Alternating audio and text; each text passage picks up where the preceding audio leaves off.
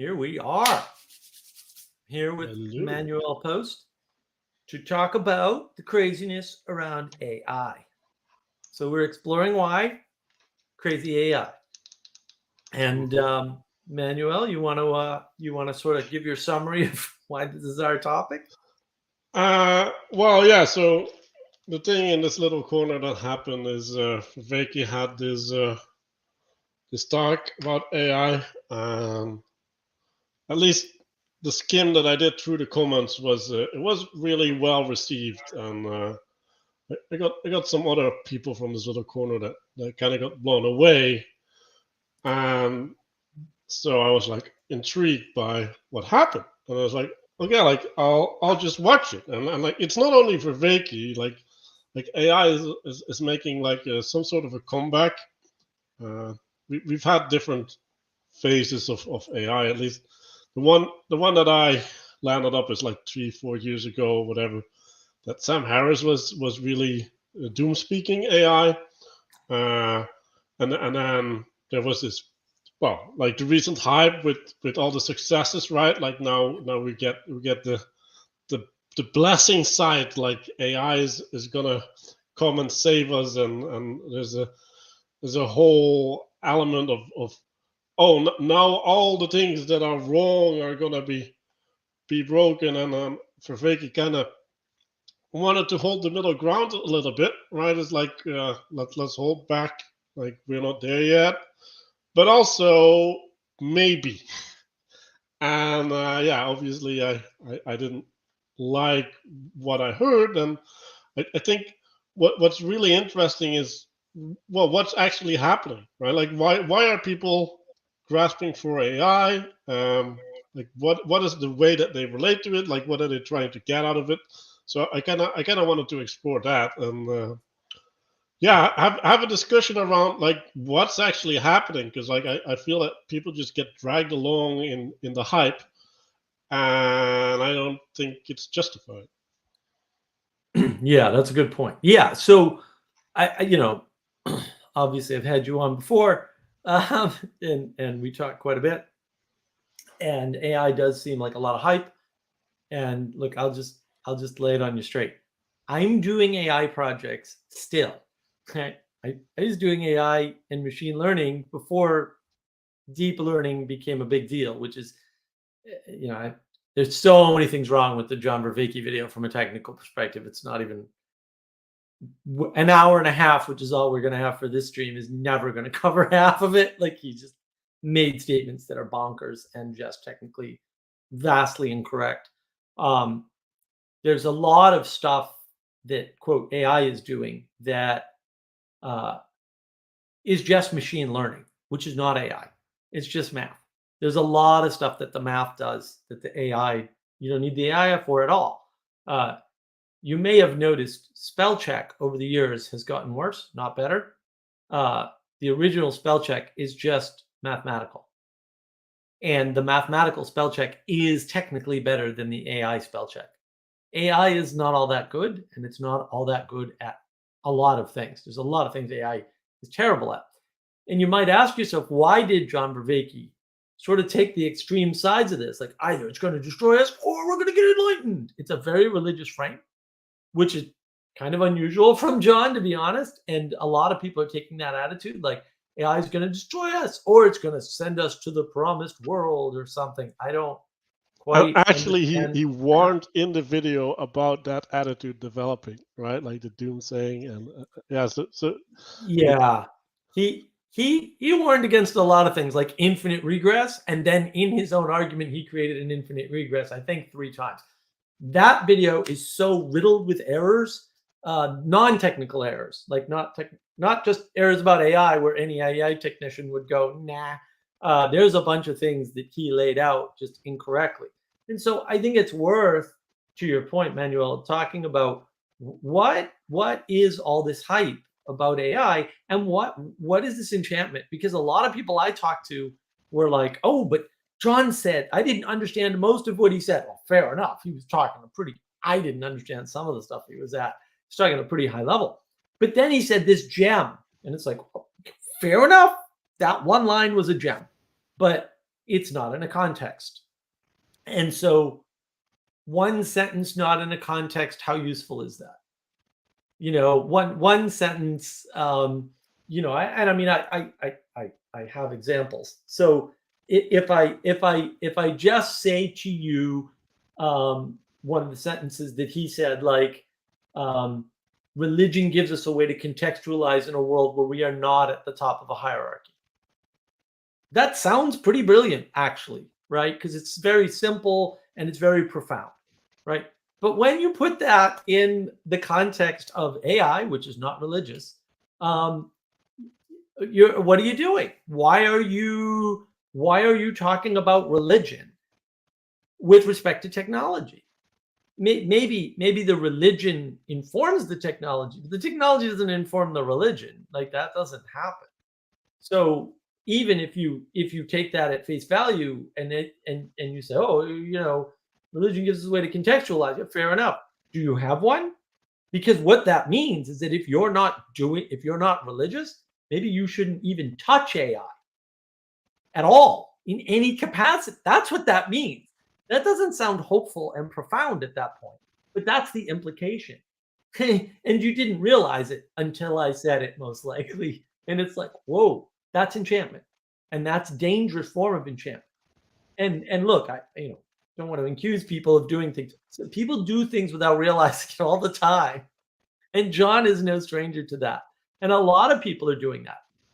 A lot of people are making statements about AI that are fundamentally religious statements. And AI is not a religious thing. It's not going to transcend religion. It's not going to become spiritual, as was implied in that video. Like, these are completely off the table things. You can't claim on the one hand it's fundamentally not a miracle and we don't understand it or control it.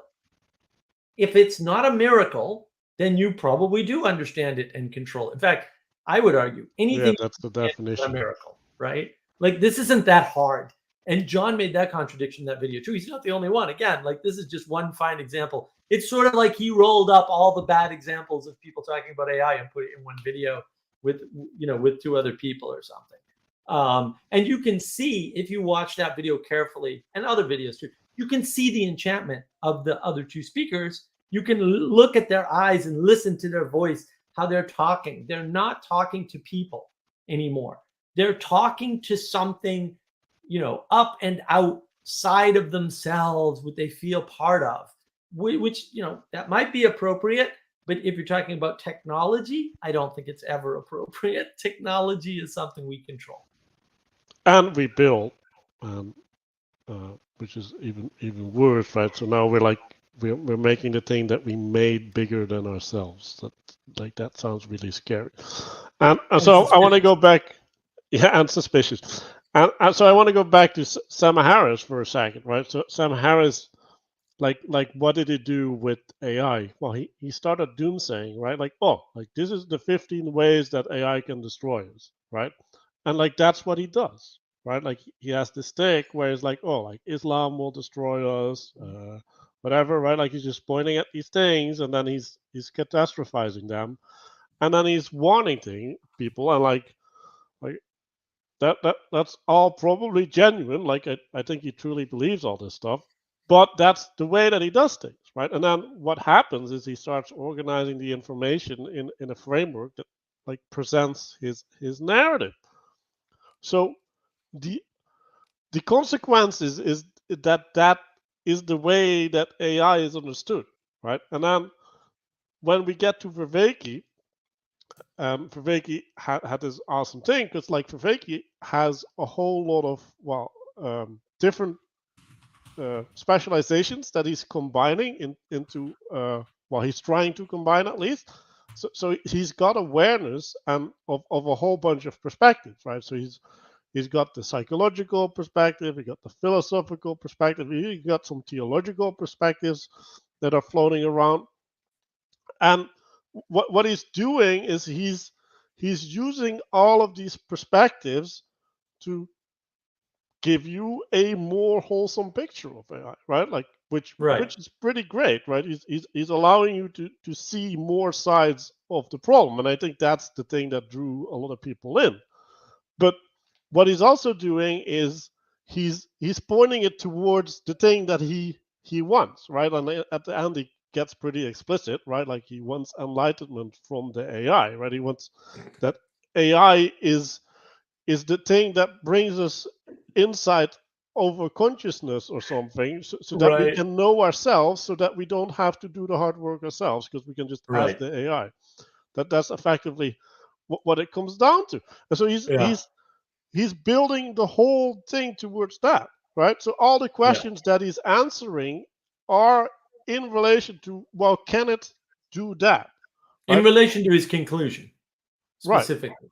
In And in relation to a conclusion he's already drawn. He doesn't make the case for the conclusion he's drawn.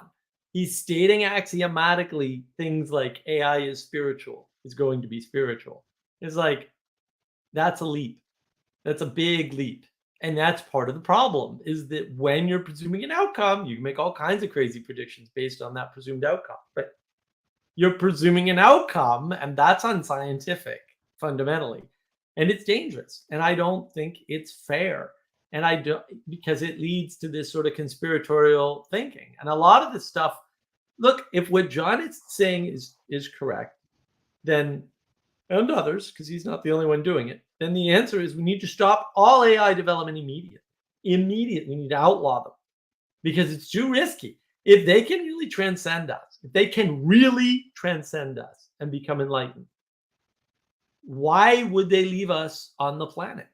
Like, there's no, and you know, it's unbelievable the extent to which he's either ignoring or has not read or engaged with any science fiction.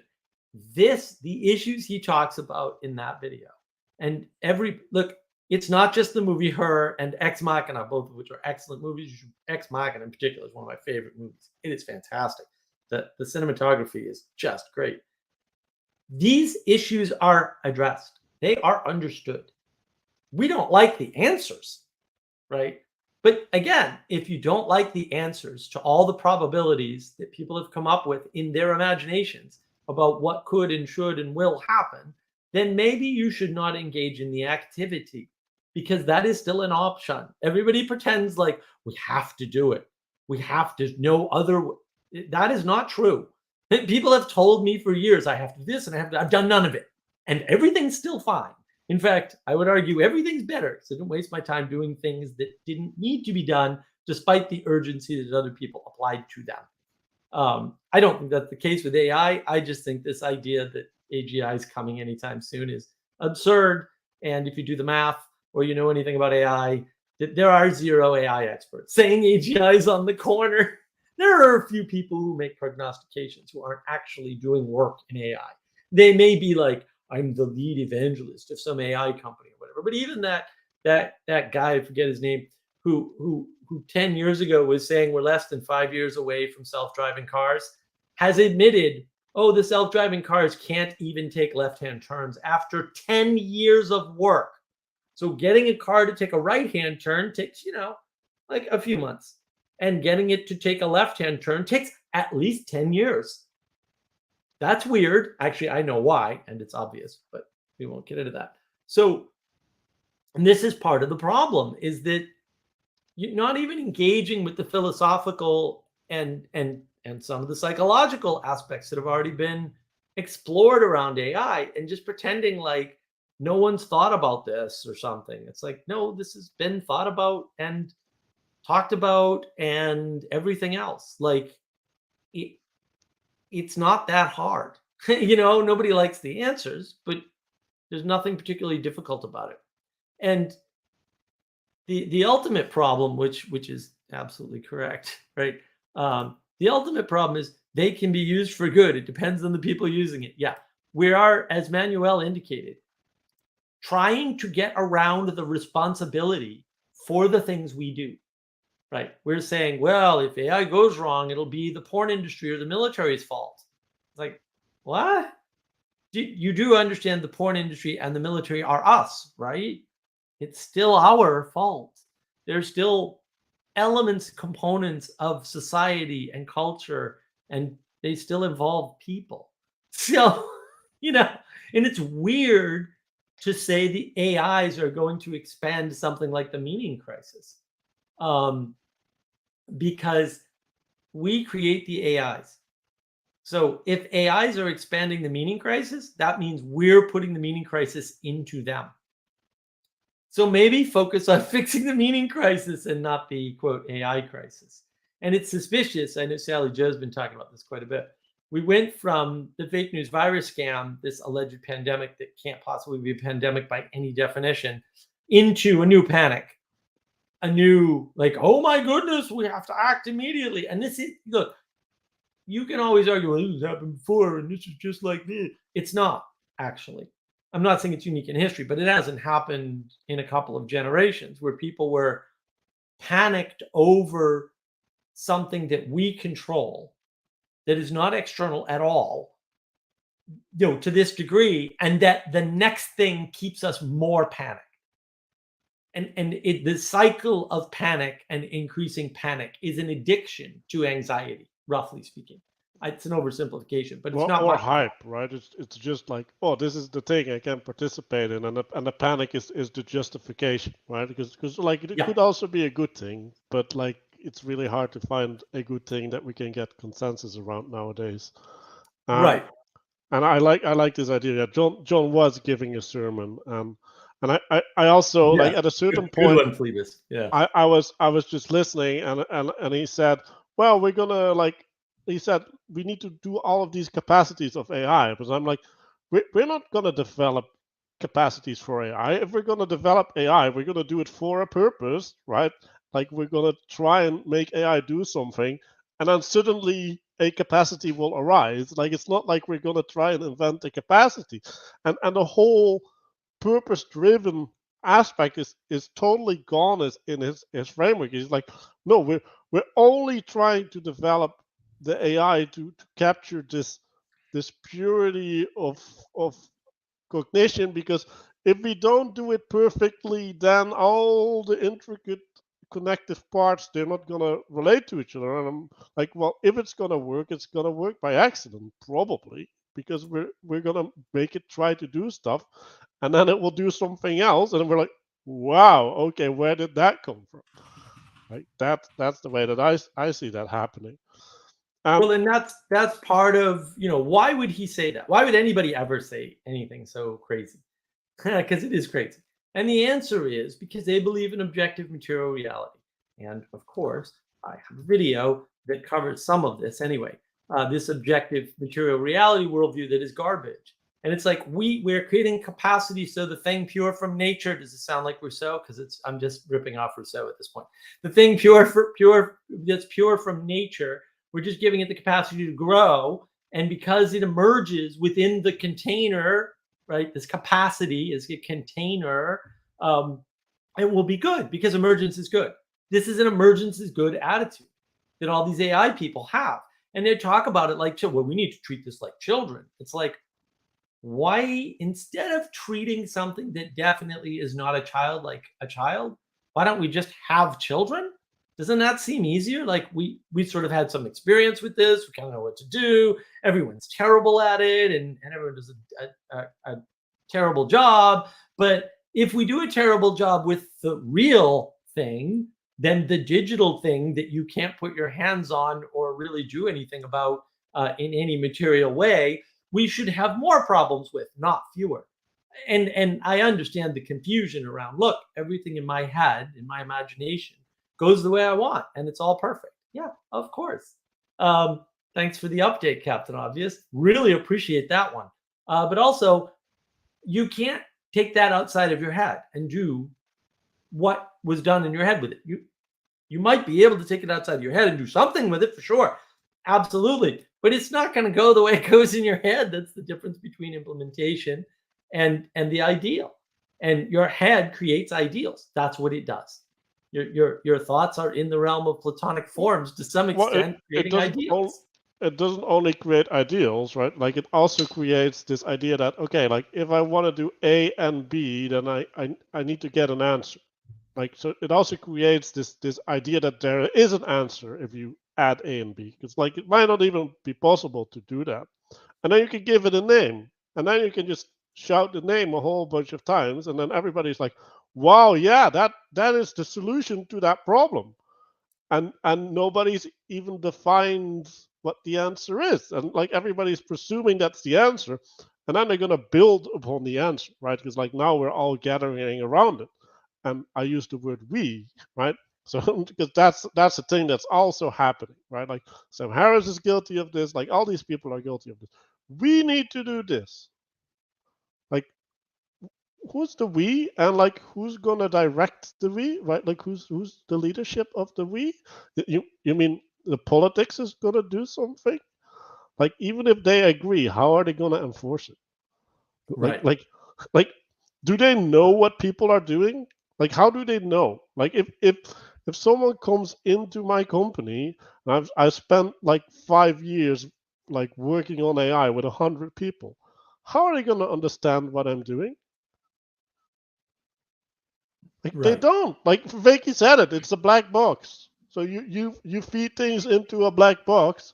Like how are you gonna ever understand what happened in that company? Right.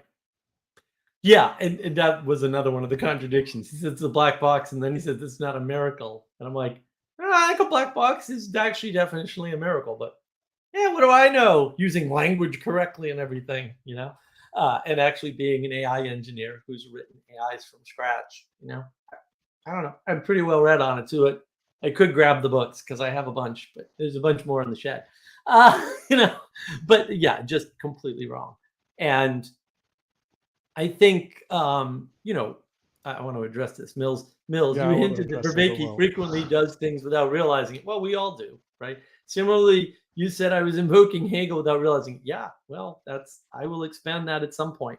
Look, I think again, when you say AI is a black box, and then near the end of your talk, you start saying it's not a miracle, you've created a contradiction in your talk.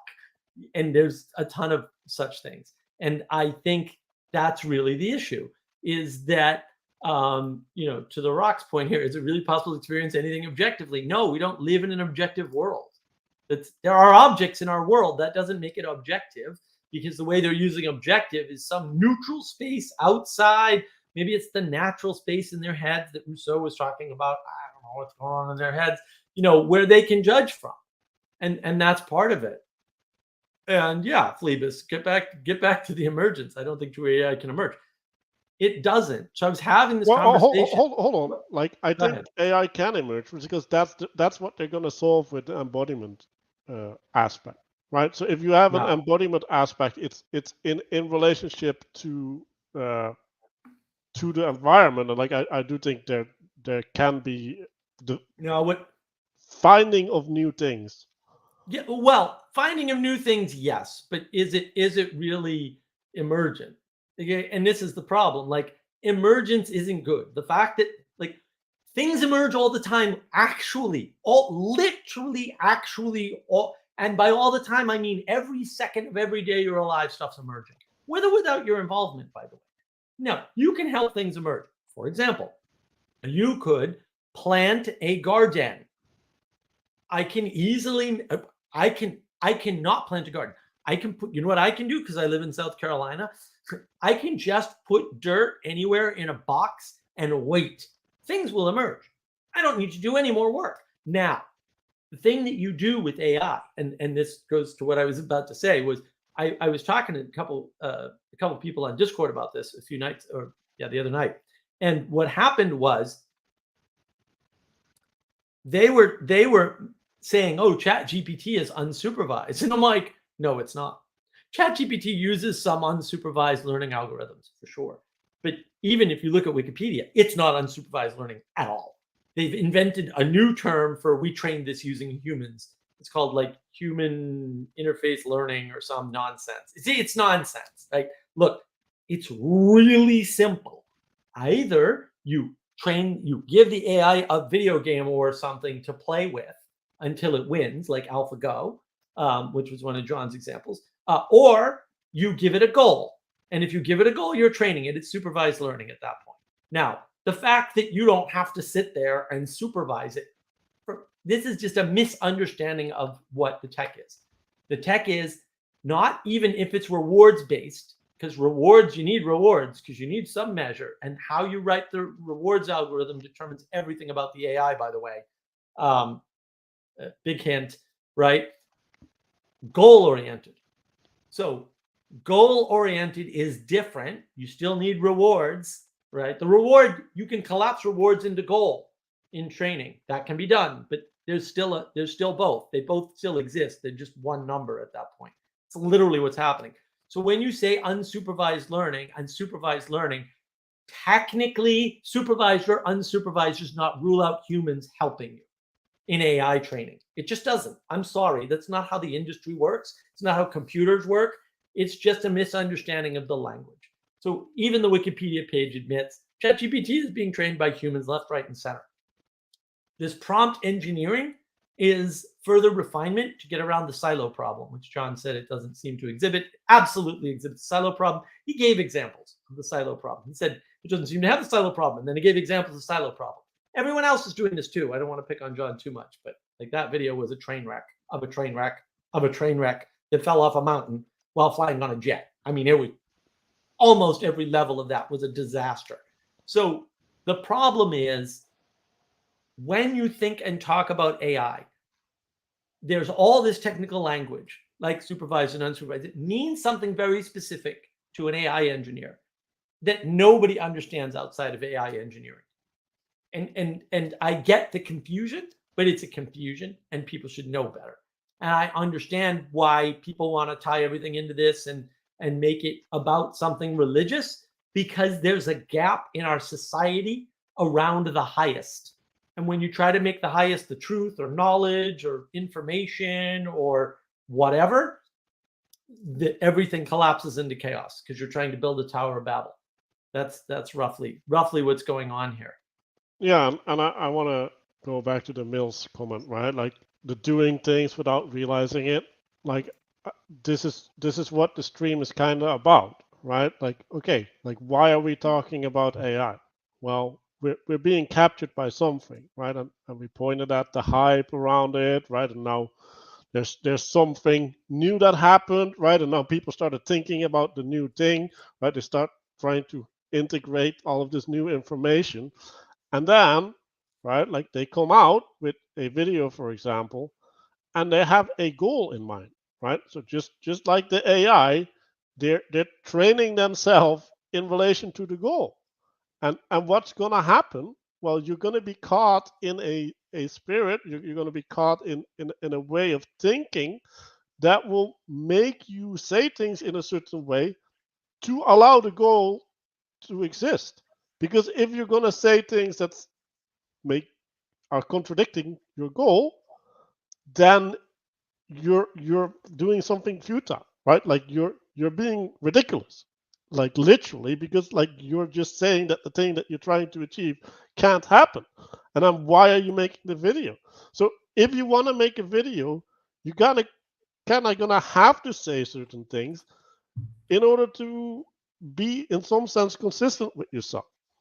And you're not consistent with reality. You're consistent with yourself. And that's the way that we do things without realizing it, because we're trying to follow a consistency that is not in accordance with reality. And then we end up doing a bunch of things, and it's really it can tell you a lot of things, right? So Vervaeke obviously has a specific interpretation and an angle within that interpretation, right? So he says like AGI, right? Like, well, AGI has to have consciousness. Like I'm not sure if it has to. Like I don't think you can even prove that is necessary, right? But to him, it's important for it to have consciousness, right? So now, like he's gonna have to find a way to sneak all the consciousness requirements into the AGI, right? Right. And when I talk about AGI or whatever, or like just AI, like I don't care. Like I just wanted to do the job that it's made for, right? And I want the job that it's made for to be good, and I want it not to do something else. Like that's what I want. And Right. all the other people, they're like, no, like I want the thing to solve my problem, right? Like, oh, like our political issues, our legal issues, all of them are like a mess. and we need the solution. Well, what if the problem was the humans that are Muppets and they're trying to execute a thing that they can't execute? Like, let's just Right. give it over to the thing that can do it, right? But then we get all this, oh, like the AI has 15 biases. It's racist. We have racist AI. So Right. now the AI is Well, now but Manuel, let me slow you down. So yeah, a couple things. First, I want to address Phlebas. If you want to understand how you end up sort of doing things and thinking things without realizing it, Phlebas's comment is perfect. They literally release versions of ChatGPT because it doesn't train itself. That is correct. It does some limited refinement of its training after it's online, but it's not fully on. It would be called an online algorithm. It's not a fully online all the time algorithm that just keeps getting better and better. And it's weird because John Vervaeke in particular has pointed out, if you point two chat AI bots at each other, whether they're the same or different, they spin out in 10 minutes.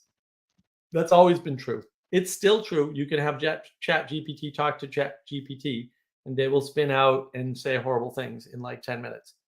That problem hasn't gone away. It's a good hint that something's wrong. But also, if let's go into fantasy land, okay? I'm being a little sarcastic here. Let's suppose that the political situation that we're in is our fault. Let's just assume somehow that might possibly be true. And then let's suppose we create an emergent AI with consciousness, even though we can't define consciousness. Let's just assume all that magic. That's all magic. It's all a miracle. All of it. Everything I just talked about. Okay? Now, what is the correct solution to the problem? To kill humans. That is the correct solution. I'm sorry.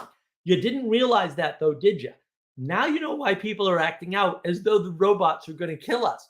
Because if they implement the plan that they want unconsciously or subconsciously, we know we built the world we're complaining about. We know this unconsciously. And yet we keep going, what we really need is something outside of ourselves to solve this problem for us.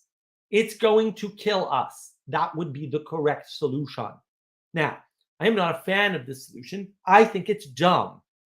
Just so we're clear, in case we were like fuzzy on this, I think instead we should do the hard work to fix the problem that we made ourselves instead of relying on something that we make that's going to be bigger and better than us to fix the problem that we made ourselves. Because actually, if you make one set of problems and you don't address them, and then you say, you know what, I'm going to make something else to address that set of problems, the likelihood that you're going to make a new set of problems and now have two sets of problems to deal with is 100%. Okay? So now you have two problems, right? So no, I'm not a fan of any of this. This is insanity. And that's how we get stuck in these things, is that there's no way around the fact that we unconsciously realize that our political system is a dumpster fire because we're a dumpster fire. This is meaning crisis stuff as far as I'm concerned. Yeah, we're in a meaning crisis. That's why politics is garbage.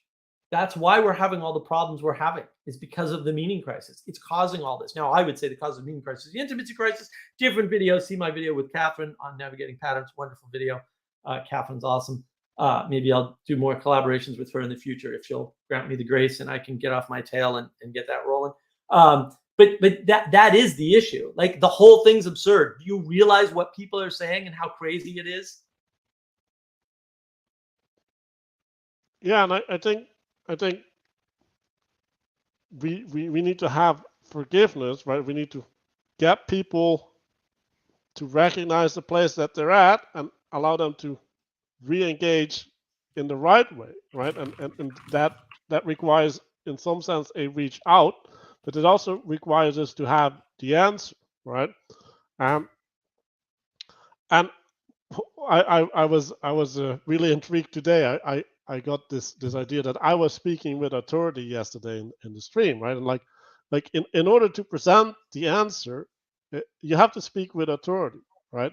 And like what is the problem with the meaning crisis? Well, in the meaning crisis, we're stuck with this hermeneutics of suspicion. Like we're like skeptical about everything. Like whether it's old, well, like those people were stupid and they didn't have all the information that we have now. And when it's new, well, it's new, right? It's not been tested, right? Like we can't be sure about it. So like we can just say no to everything, right? So like what is the basis upon which you can ride in like a knight with your shining armor? Well, I have proven this, right?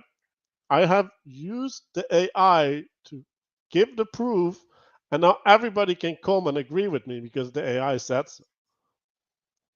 And it's like, okay, you you want to do that? Like, I'm not gonna do it because, like, why can I trust the AI more than a human? Because it's incapable of doing the things that the humans do when they trained it. Right. Like, why is this like even if it has more capacity, right? Why would it be any better? And like John Vervaeke goes into this whole rationality, right? So he says, well, the highest virtue, effectively, of a sentient being is rationality. And then the rationality he and this is interesting because like he connected it to truth.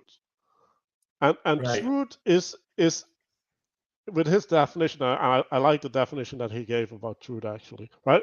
It's connectedness to reality, right? Like it is a quality of how you're connected to reality, and then the rationality is the thing that does something with truth. But like that's not how the world works. Like rationality doesn't work on truth. Like it works on what you think is true, which is something completely different than truth. And it has no capacity to discern truth from not truth because we still have the truth problem.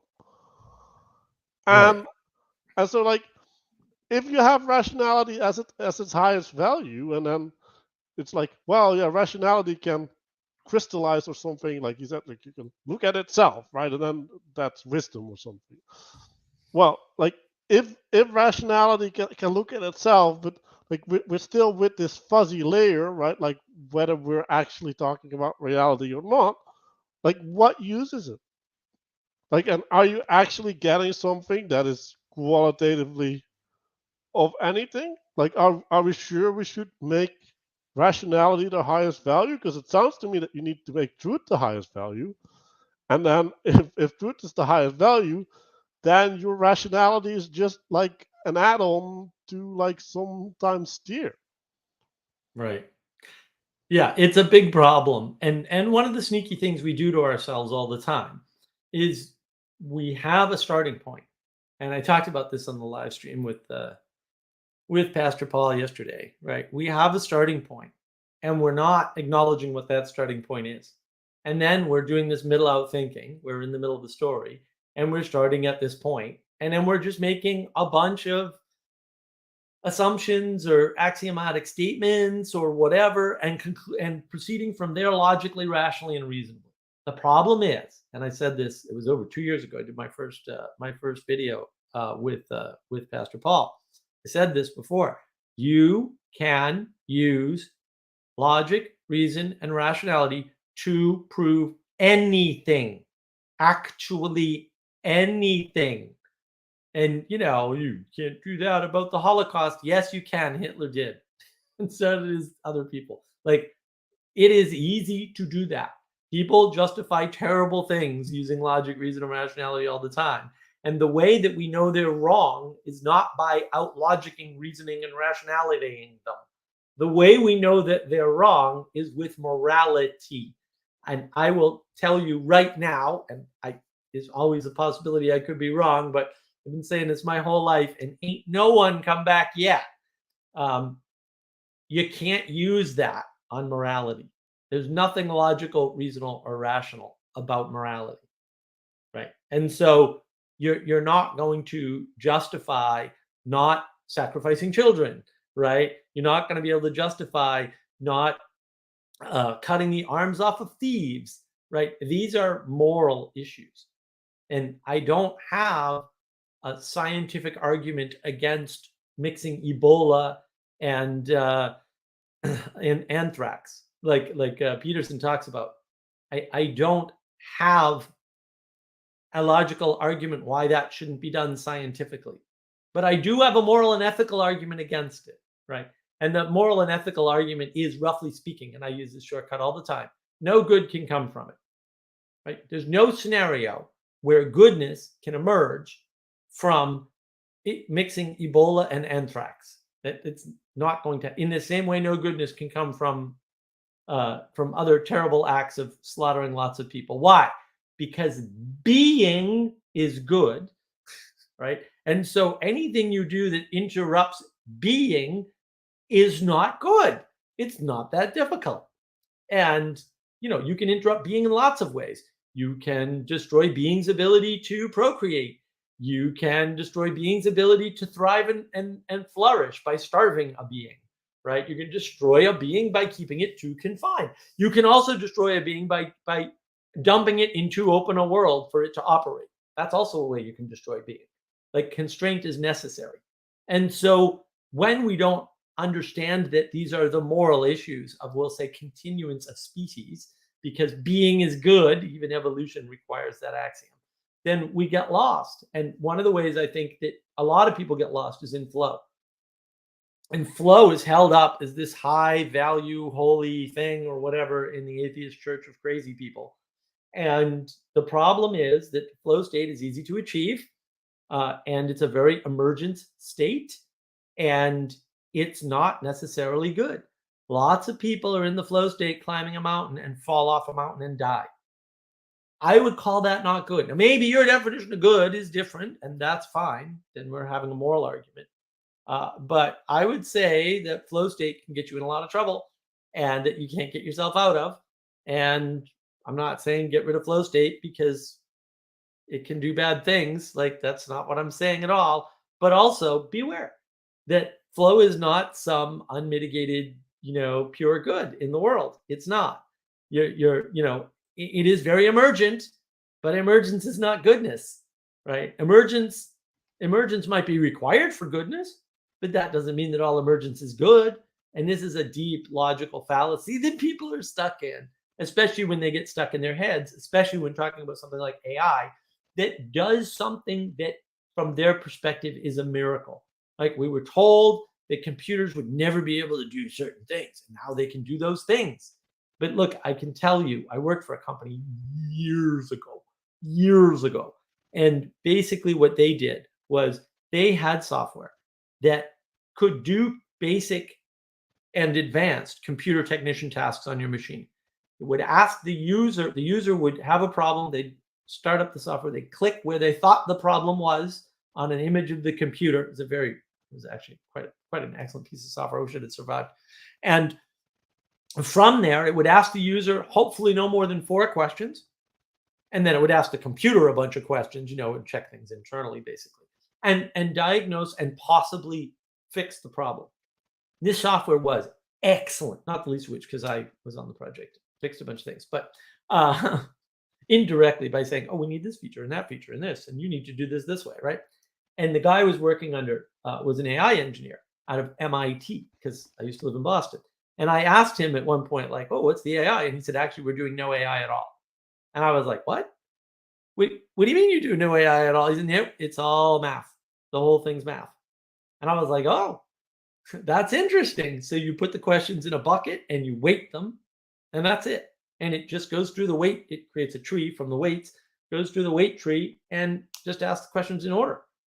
And that order changes based on your interaction with it, because the tree changes based on your answers, or the answers that you're getting to the question. It might not be answers of the user. It might be answers of the computer. That's it. It's that easy. So you can basically use a basic tree system, a binary tree. There's various types of binary trees. I don't want to get technical. And as you answer the questions, you can change the tree in real time and get to an answer, basically. And that's all it did. And now I changed that and made it a billion times better, because I put in dependency ordering chains. You need dependency chains to solve certain problems like networks. It turns out that if you want to solve a network problem, for example, on your computer, you need to ask questions in a certain order because upstream and downstream matters and sequence matters. So once we fixed that, this thing was amazing. It could fix all kinds of problems that you'd call into tech support even today, and they couldn't help you with as quick as this thing could, or as thoroughly. I mean, yeah, I'm well known for people, being able to call me up and say, I've got this problem. And I go, check this, check this, check this in a certain order. And bang, I find their problem in 5 minutes. And they've been working on it with 7 technicians over the past week. And I'm like, oh, whatever. Sequence matters. It doesn't take AI to do a lot of magical looking things. It really doesn't. And just most people don't know that because they haven't been working with Bayesian algorithms, with genetic programming, which I did for a while, with support vector machines, which are, they can do a lot of cool things that AI can't do, for example, that look pretty neat. And just simple binary trees. AlphaGo uses some of that stuff. They use some Monte Carlo methods and some other really basic machine learning stuff that's not AI at all to get the AI the information it needs to make a better unsupervised learning system. So a lot of this stuff is just you haven't seen it and it's new to you and it gives you the idea of emergence, but actually the magic's not even in the AI.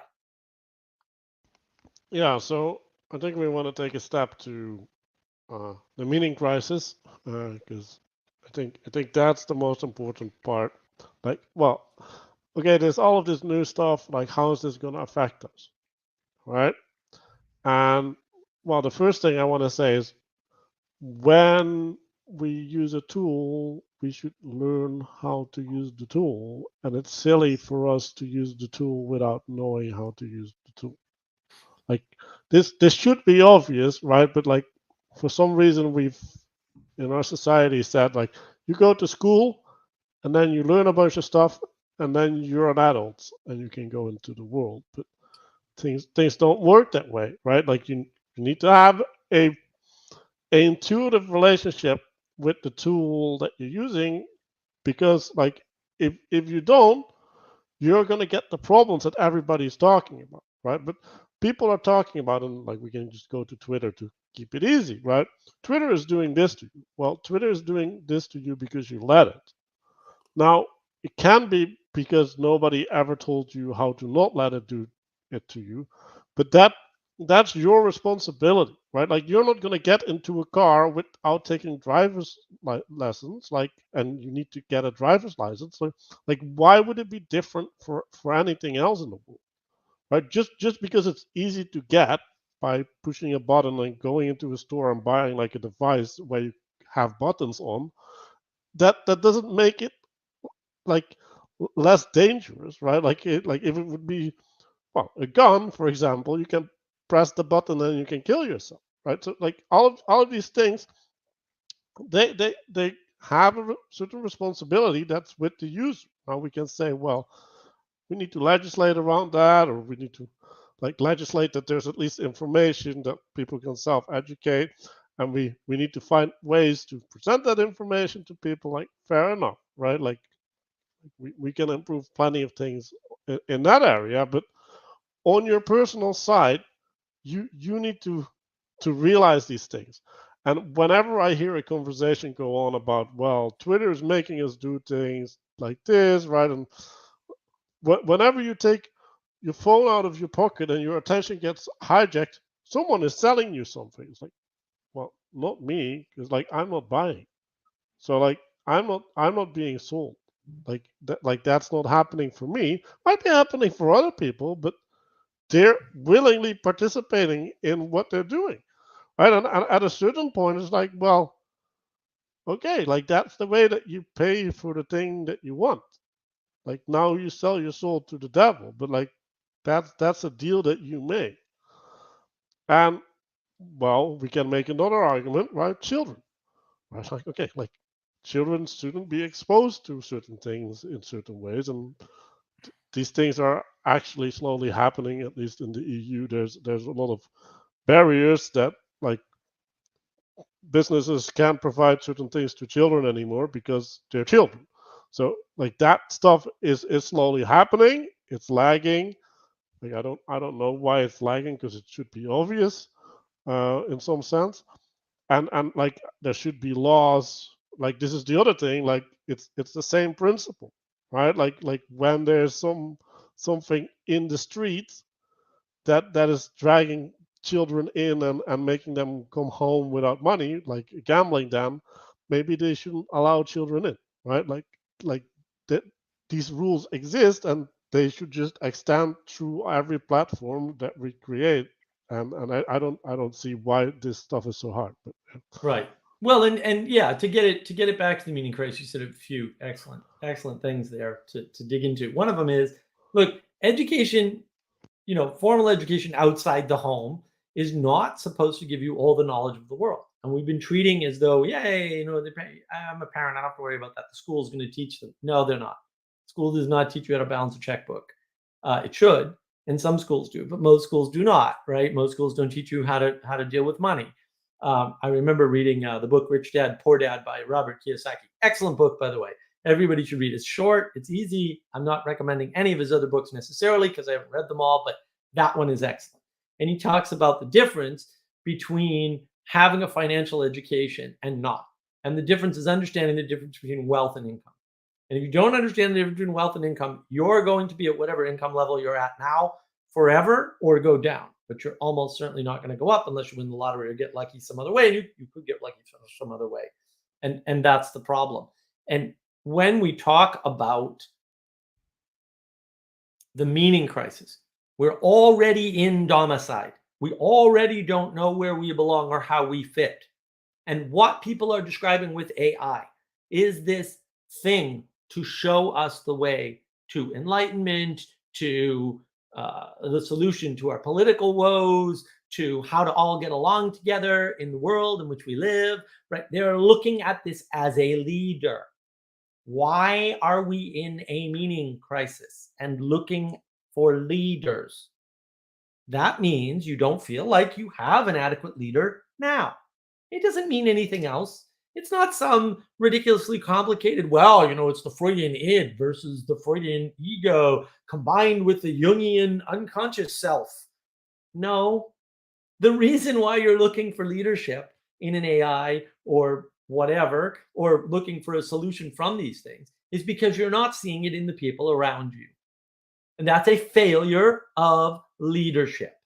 Also, you can't find it in yourself, right? So a lot of Right. things, like for example, Sam Harris is going into all of these doomsday things, right?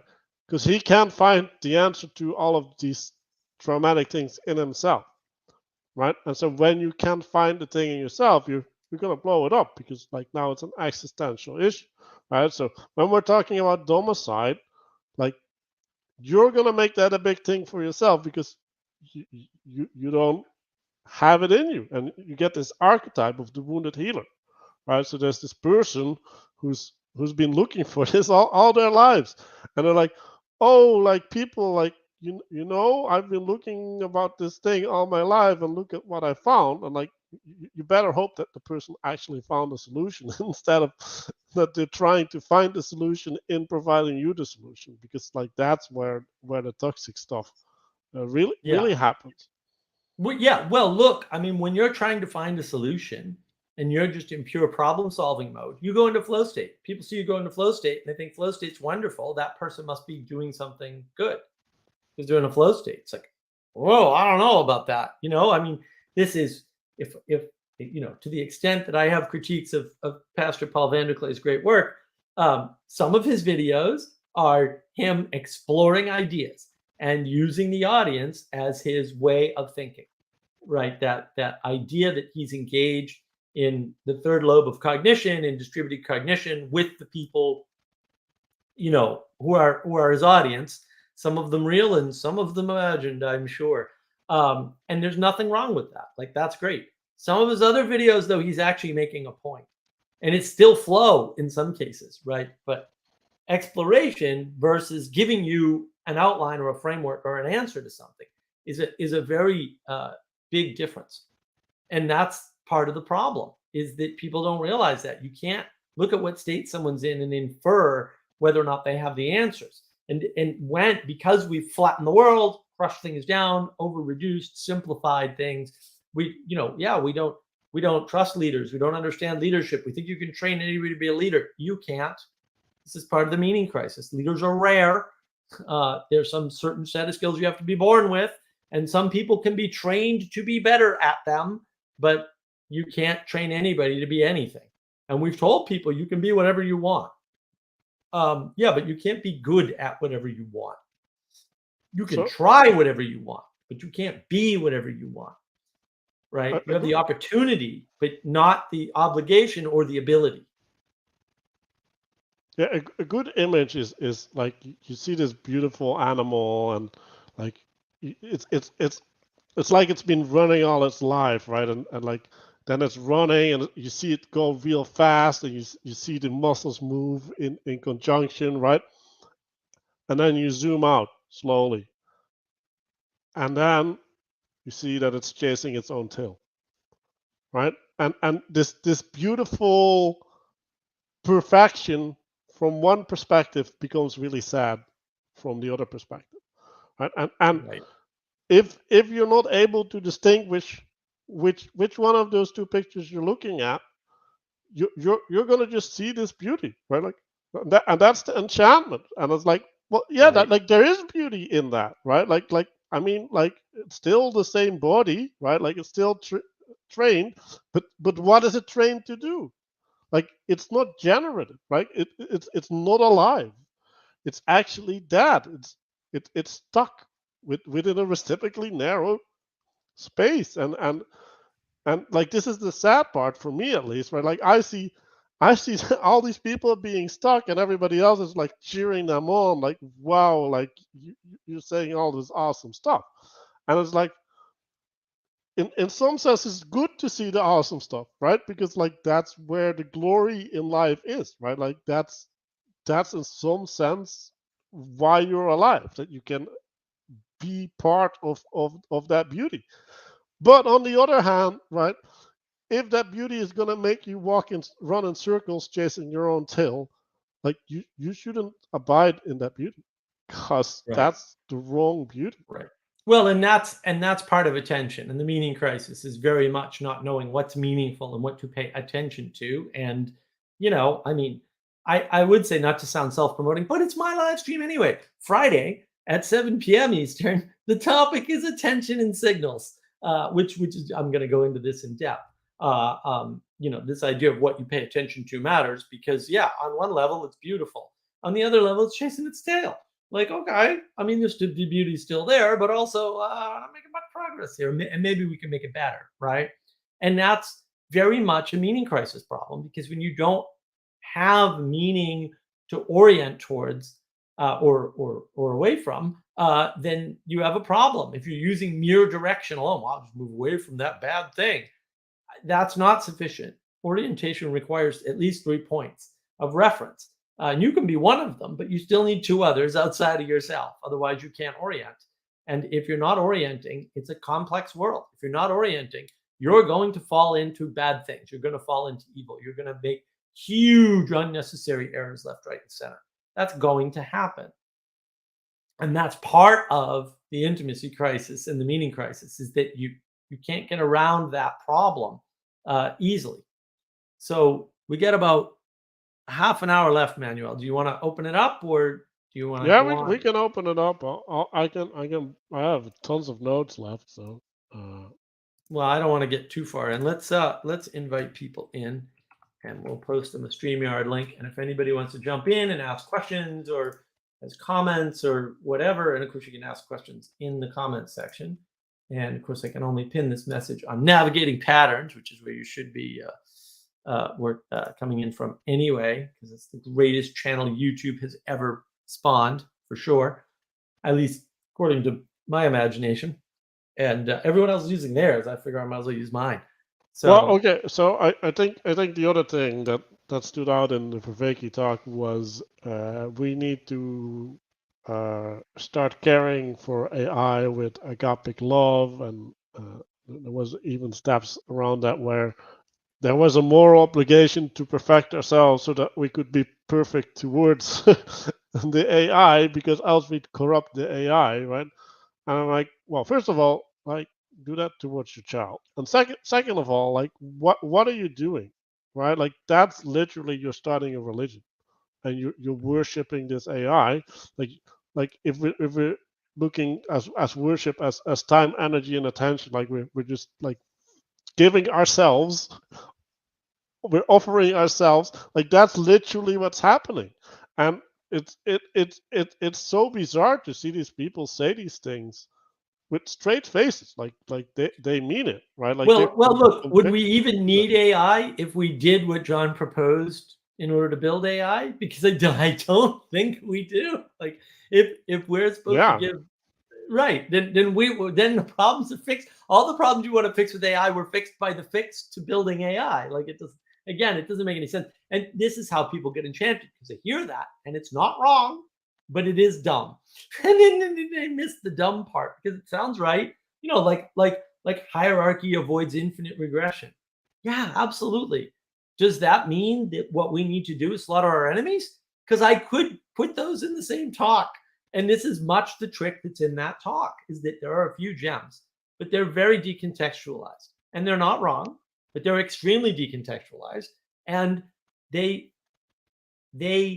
make the rest of the crazy talk sound profound because, well, there's a profound thing here and a profound thing there. And I really didn't get the point of these other things. Maybe they're profound too.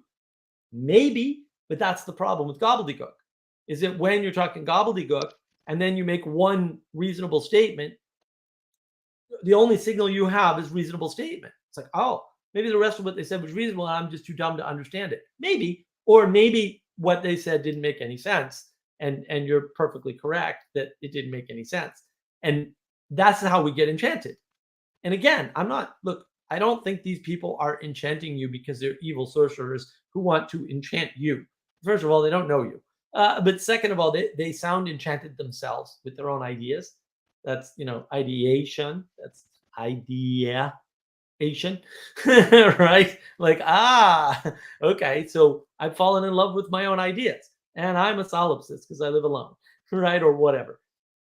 And so these things have enchanted me, and I want to share the wonderful flow enchantment that I've gotten with the rest of the world. And then talk about AI and how, the cargo cults around AI. It's like, okay, yeah, you can worship AI. You know what else you can worship? Literally anything. People worship their cell phones. People worship TikTok on their cell phones. People worship their children, right? And then venerate them. People worship wooden elephants, people worship all kinds of crazy things. And other people worship other people, right? Worship is inevitable. And when you're not paying attention to what you're worshiping, that's a problem, right? Because the power in the world is time, energy, and attention. It's T, time, energy, attention. And when you are not aware of that or not paying attention to the fact that that is how the world is laid out, what is it you're giving your time, energy, and attention to exactly? And you can look at your fruits, at the results, right? As discussed in last week's live stream on not Action. only what, but also how. How are you giving Right. your time, energy, and attention, right? Because like, if you're applying agape towards an AI, whatever that means, right? Like, what are you doing to yourself? Like what are Right. the implications to you? Like, have you even considered what that would do to you? Right. No, it's a big issue. And we don't. We're so enchanted with the message and with the one good tidbit that we got that, the fact that hierarchy avoids infinite regression and that religion gives us a way to contextualize in a world where we're not at the top of the hierarchy should tell you everything you need to know about the solution to all of these problems. Right? It's that we need to be in a religion to deal with the hierarchy that we're not at the top of. And you can say, no, we're at the top of the hierarchy. And I'm like, really? Are you at the top of the hierarchy? Singular you? Or No, it's is the groups we of you? can't define. Or is groups of you at the top of the hierarchy? Or is larger groups than that at the top of the hierarchy? I'm not so sure. And that's already a problem. Because if you're part of a group that's at the top of the hierarchy, you're not at the top of the hierarchy. And this language betrays us because we don't have a differentiation in English between plural you and singular you. And so we fall into that trap all the time and enchant ourselves with believing we have more control than we do. And sometimes the you is not you, but somebody else. And maybe that person is rare.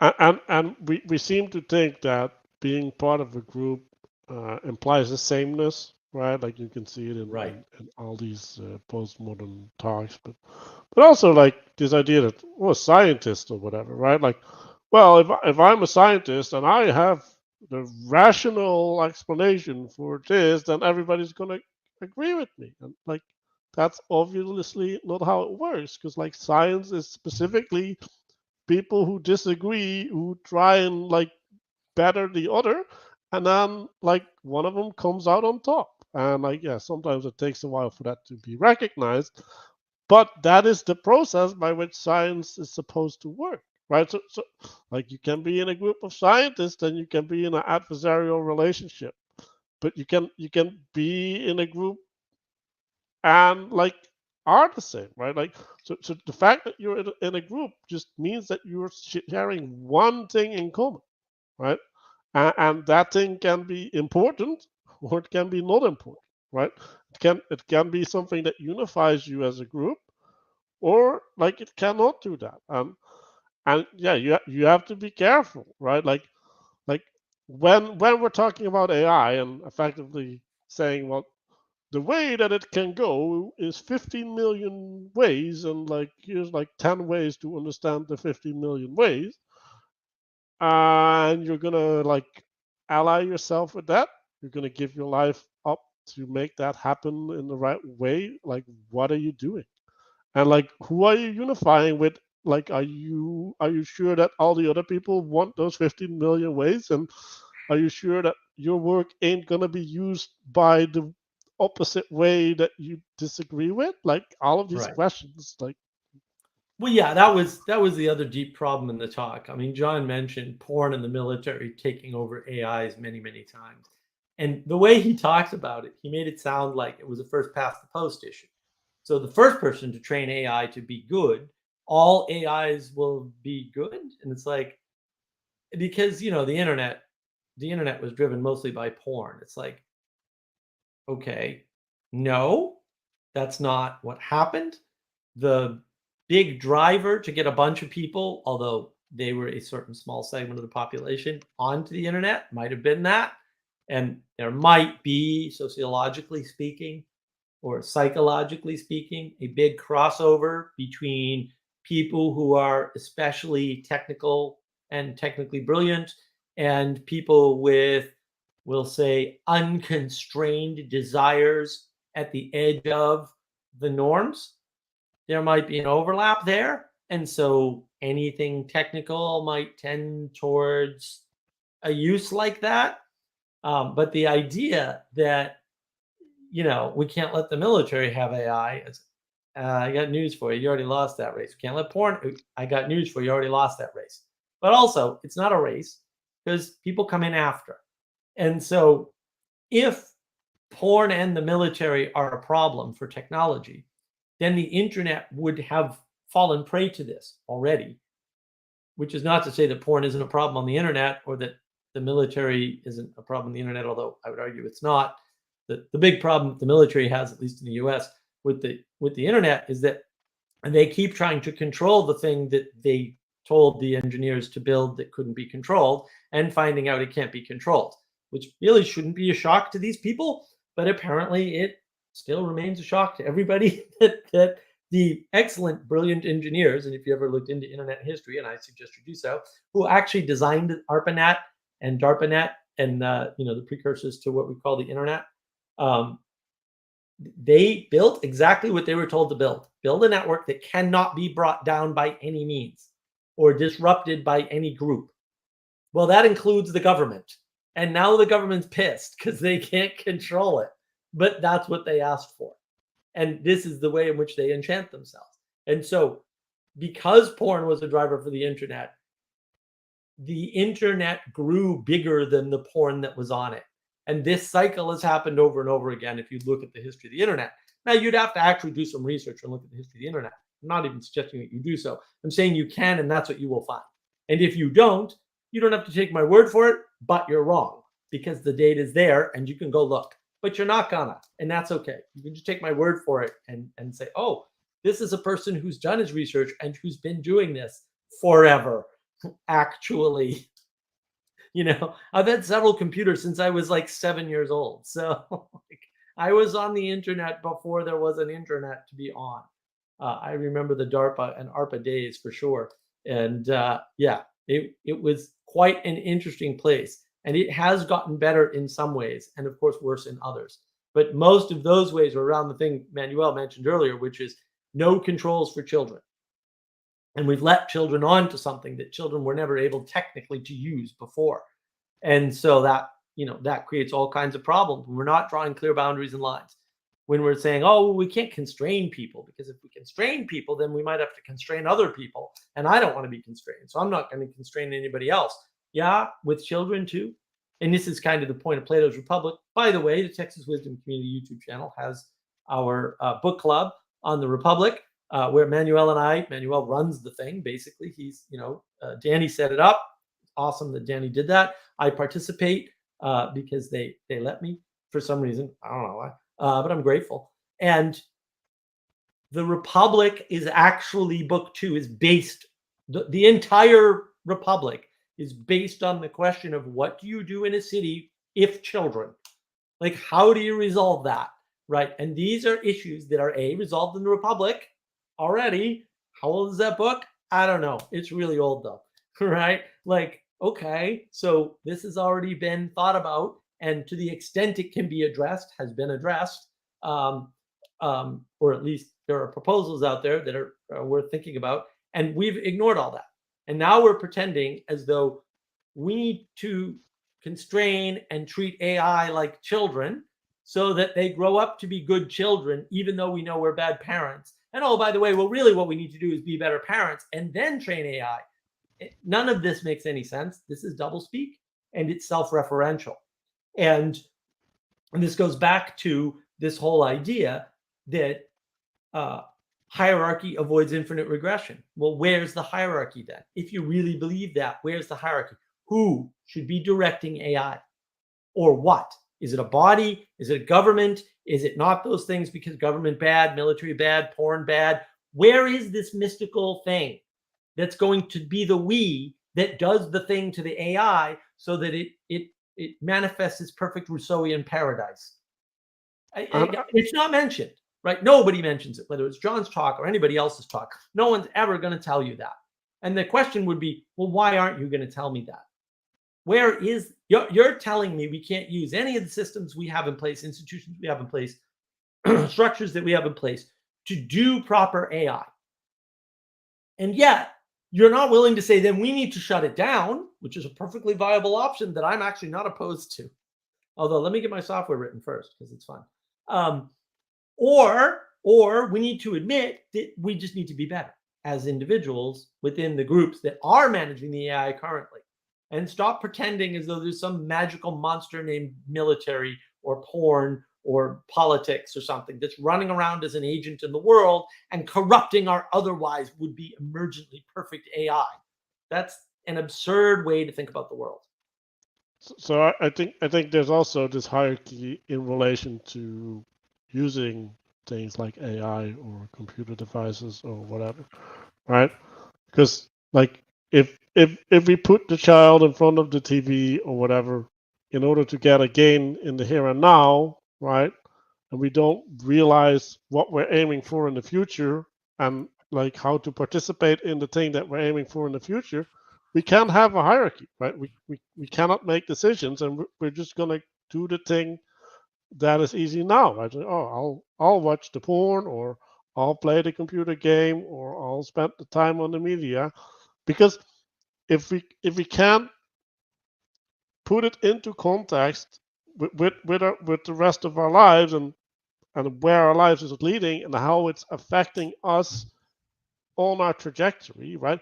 Like all of these things, they're fuzzy because you don't know the way that you're affected. You only know that you're affected.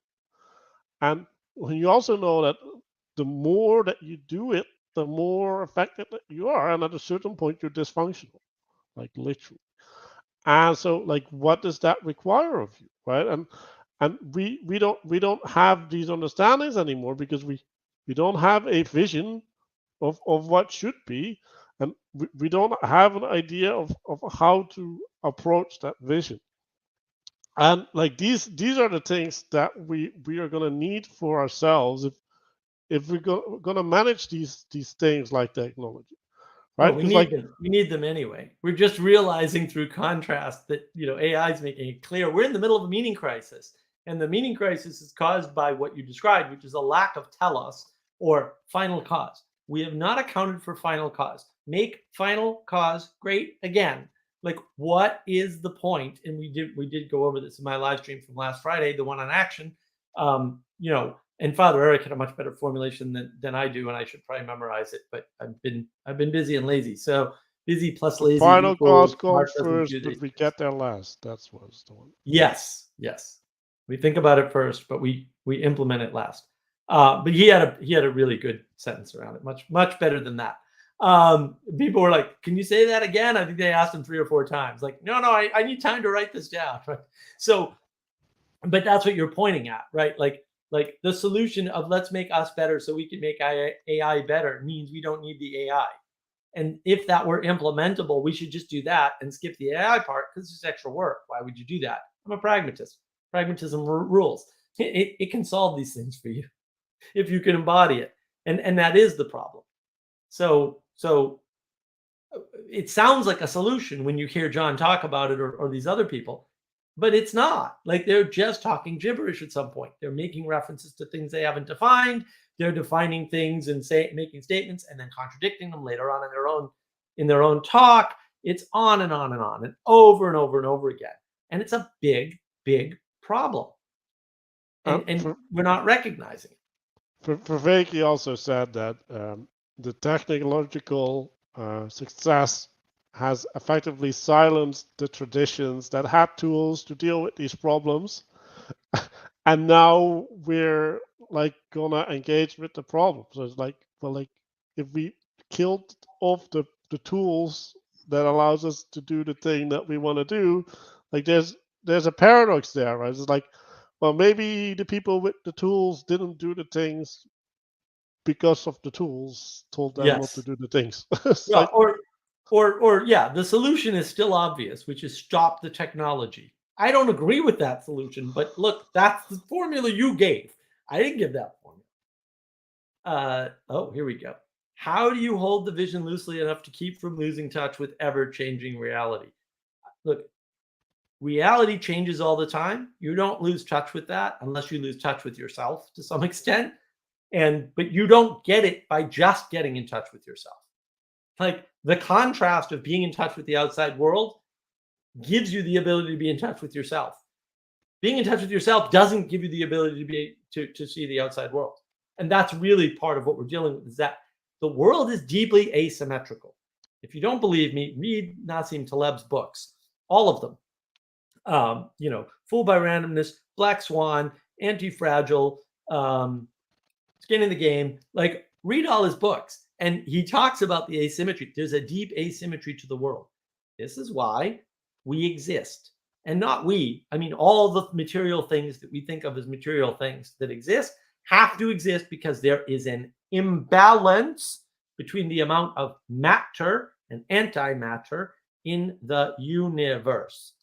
Okay, it hold has on. to be that way. Okay, so first of all, so what is a vision, right? Like, a vision is not something that's here in your head. Like, you look at it, it's away from you, right?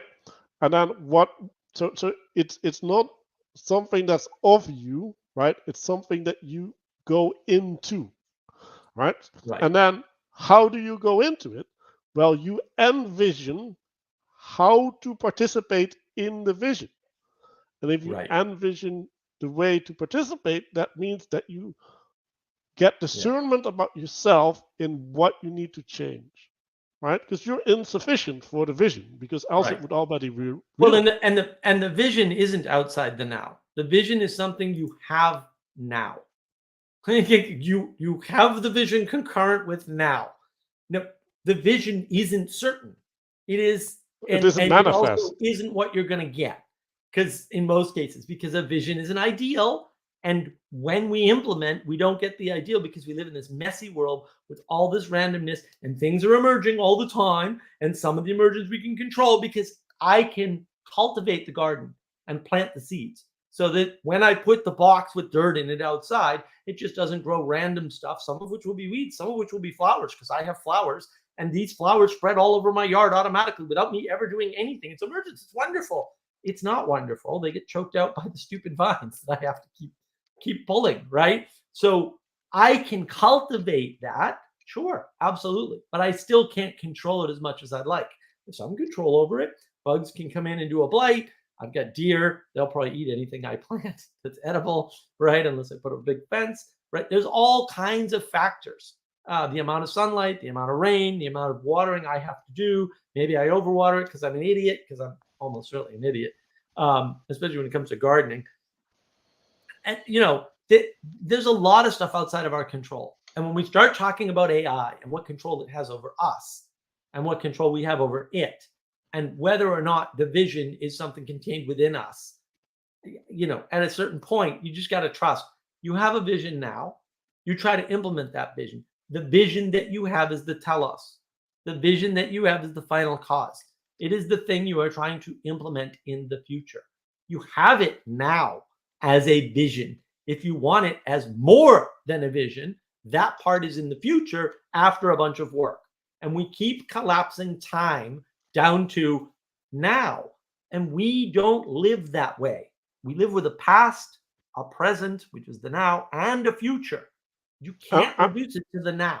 Also, right, like the way that we have visions now is we watch this movie star in the movie or outside of the movie, and then we want to be that person, right? So first of all, like we're so disconnected from that, and also we're not a movie star, right? So like it's impossible to live in that vision, right? Because like you need to become the person that is capable of doing your vision. And if you're not realistic, if you don't have the grounding from where you can stand, where you can look into the future potential, and you have to connect the potential to the things that you have access to. Because like I want to be an astronaut is also like it's just not gonna work. Like maybe if you get lucky, but like you can't know if you're 15 whether you're gonna be an astronaut or not. Right. And so like it's important to realize that there's a purpose to the vision, right? And the vision draws you forward, and it informs you, right? It calls you and it informs you in who you need to be, and in some sense you're in an interaction with the vision, so that you can slowly get the transformation, and you can decide the steps, right? Like okay, like it's far away, but like in order to get to the far away, like right, if I want to be an astronaut, maybe I should lose my fat and get my my stamina in order. Well, look, implement what already is. You have to revivify everything you have to stand on in order to implement things that are new. You have no choice. I like what Mills says here. We got to wrap it up soon because I gotta do something. Mills, who picks to tell us the AI? Well, that's exactly the thing. I mean, it's funny to me that John in his talk and other people talk about, oh, the silo problem has been solved. I can tell you as an AI engineer, no, it has not. If you think it has, you are not dealing with AIs and training them. I am. It hasn't been solved at all. You can go into ChatGPT or Midjourney or whatever, and you can do experiments to prove the silo problem's still there. I would argue that John actually described a silo problem, which ironically is not even a silo problem, but it is and it isn't at the same time. When he said a lawyer would summarize my work better, I doubt that. I think the lawyer would summarize it exactly the way ChatGPT did, because the lawyer isn't an expert in psychology, history, what is it? Cog sci, whatever else John's an expert in, right? And so he would summarize it exactly the way ChatGPT did, which is also not an expert in any of those things. And so the telos of the AI is picked by the people training it, period. End of statement, full stop. That's just the way it's always worked, always will work. It is smaller than us. We train it. Assuming that we can, right? Because like we're writing something and we're assuming that like the black box is going to interpret what we write and do what we want it to do. But like I doubt that we can do that, especially if we reach AGI. When it doesn't, well, we're never going to reach AGI. The whole thing's foolish. We don't know what general intelligence. We can't define intelligence at all, by the way. No one's ever done that. And we can't define general intelligence. That doesn't even make any sense. So the idea that we could define artificial general intelligence is absurd. We can't define intelligence in people, and we don't know what general means in that context. So no fear there. Don't worry. This is like the consciousness problem. No one has a definition. No one has a definition of consciousness, and you can't measure it. And the measurement efforts have been tried. Consciousness and Conscience Conference in Thunder Bay actually demonstrated this. The talk by Dr. Mandral, I hope I'm saying his name right, was lovely, and he sort of demonstrated that, yeah, they've been trying to test for consciousness for years, and they thought they had a test, and it's totally wrong. It doesn't work. That's not good. So I'm all worried about that stuff, but it doesn't matter to some extent. If I train anything, look, I used to do corporate training. If you want corporate training, I can charge you a fortune and you can get some. When you train those people, you have a telos. They get trained within your telos, whether they like it or you like it or not. That happens. That has to happen. It's not to say they can't go outside and learn more on their own or whatever, or break free of the telos, whatever. They can. I'm not saying that most of them can't. And most of the ones that can won't, because it's a lot of work, and maybe you shouldn't. And that's part of the problem, is that we're already stuck in a situation where telos is important, where final cause matters, and we're not going to escape that. And so, Manuel, in the interest of time, because I do have a 4 o'clock, because it's almost 4 o'clock my time, why don't you do a wrap-up statement? I'll do a wrap-up statement, and we'll go from there. Well, so I think when we're looking at these hype moments, right? I think first question when you're watching a video like that is like, why am I in the hype? What am I doing here? Like, is this hype something for me?